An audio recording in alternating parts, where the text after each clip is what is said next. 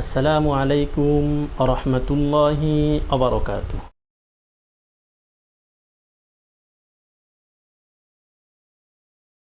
আমরা কাউকে বিদায় দেওয়ার সময় রাসূলুল্লাহ সাল্লাল্লাহু আলাইহি ওয়াসাল্লামের শেখানো ছোট্ট একটি দোয়া পড়ে আমরা মানুষদেরকে বিদায় দিব এবং আমাদের বাসার শিশু বাচ্চাদেরকেও এই বিষয়টা আমরা সবাই শিখিয়ে দিব, যেন তারাও কাউকে বিদায় দেওয়ার সময় যেন তারা টাটা বলতে না হয়, তারা যেন এই দোয়াটি পড়ে।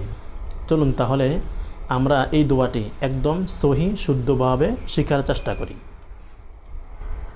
আমি বলবো, আপনারাও দোয়াটি আমার সাথে বলার চেষ্টা করুন।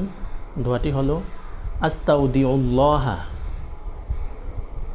আস্তাউদিউল্লাহা দীনাকুম ওয়া আমানাতাকুম ওয়া খাওয়াতিমা আমালিকুম।